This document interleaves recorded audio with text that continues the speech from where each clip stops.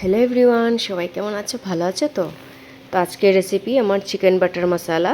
এখানে আমি refine oil use করেছি, গোটা মশলা দিয়ে, তারপর কুচি করা পেঁয়াজ দিয়েছি, দুটো হবে বিগ সাইজই, সাথে রসুন দেব,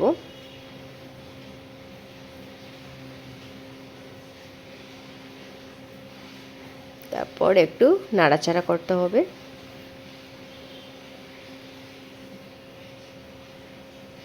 নাড়াচাড়া করার পর যখন দেখবো একটু সেদ্ধ হয়ে গেছে মোটামুটি, তার মধ্যে এখন দিয়ে দিতে হবে বাকিগুলাও।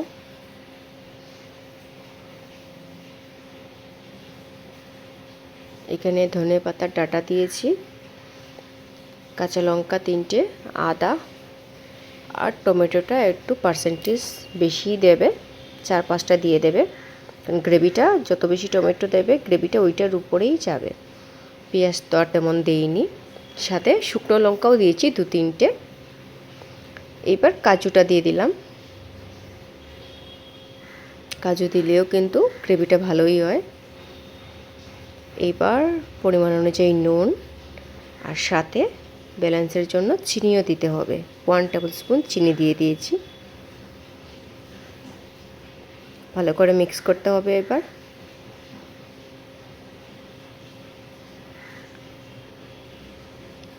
ভালো করে মিক্স হওয়ার পর এইবার আমি চিকেনগুলো দিয়ে দেব, যা অবশ্যই আগে থেকে আমি ধুয়ে রেডি রেখেছিলাম। চিকেনগুলো দিয়ে আবারও মিক্স করতে হবে, আর সাথে 1 টেবিল স্পুন বাটার দিয়েছি। বাটার মশলা যখন, বাটার তো দিতেই হবে।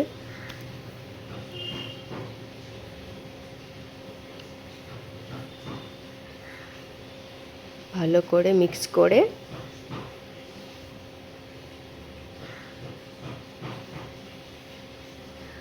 দেখো টমেটোটা মোটামুটি সেদ্ধই হয়ে গেছে, আর জলটাও বের হয়ে আসছে, চিকেন থেকেও ছিল। আমি তো আলাদা কোনো জল ইউজ করিনি। তো এইবার 1 কাপের মতো হবে জল দিয়ে আমি এটা 10-12 মিনিটের জন্য এটা ঢেকে রেখে দেব, একটু ভালো করে সেদ্ধও হয়ে যাবে, আর সব কিছুর সাথে চিকেনের ওইটা মিক্সও হয়ে যাবে ফ্লেভারটা। তো এইবার আমার সেদ্ধ হয়ে গেছে ভালোভাবেই। এবার চিকেনগুলো আমি এক এক করে উঠিয়ে নেব, কারণ এটা তো পেস্ট হবে, চিকেনের তো এখানে কোনো কাজ নেই।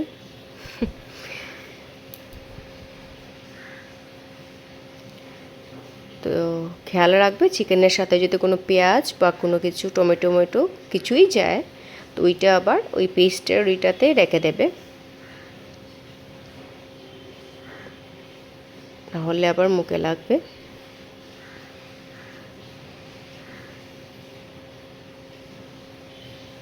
তো চিকেনগুলো আমার অলমোস্ট উঠানো হয়ে গেছে।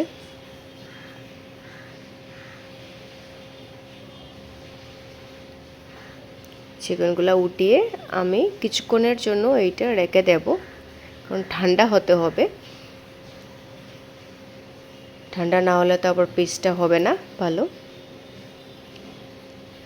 রেখে দেবো একটু সময়, যখন ঠান্ডা হয়ে যাবে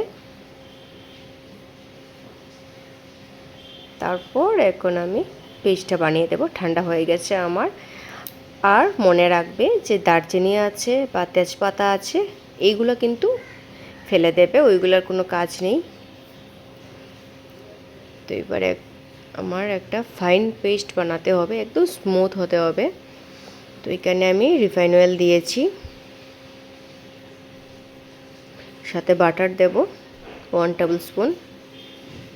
ভালো করে এইবার মিক্স করতে হবে।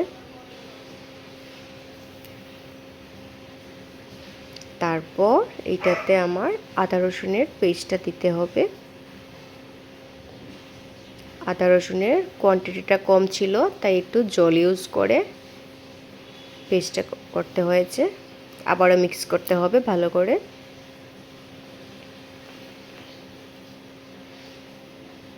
ভালো করে যখন ফ্লেভারটা এসে যাবে, তারপর এইটাতে আমার কাশ্মীরি লঙ্কা হোক বা এমনি লঙ্কা গুঁড়ো দিতে হবে, ওইটা নিজেরাই বুঝে দেবে পার্সেন্টেজটা।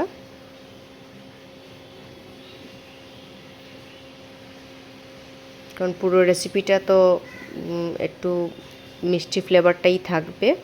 তারপরও আর সাথে আমি হলদি গুঁড়ো দিয়েছি, হলদি গুঁড়ো কমই দেবে, না হলে একদম ইয়েলো কালারটা চলে আসবে। তারপর ওই যে পেস্ট করে রেখেছিলাম ওইটা দিয়ে দেব। এইবার মিক্স করতে হবে।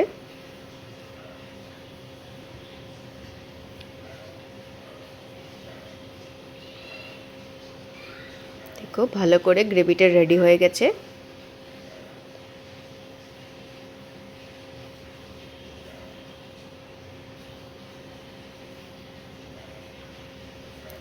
তো এইটাতে চিকেনগুলো এখন দিয়ে দেব, ভালো করে মিক্স করতে হবে। সাথে এখানে কসুরি মেথি দিয়েছি, গরম মশলা পাউডার যা রেডিমেড ছিল দিয়ে মিক্স করে নেব এবার।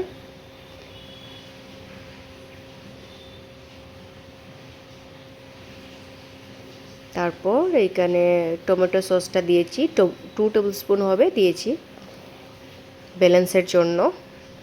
অনেকেই চিনি আবার ইউজ করতে পারে, বাট আগে তো দিয়েছি যার জন্য এইবার সসটা ইউজ করলাম।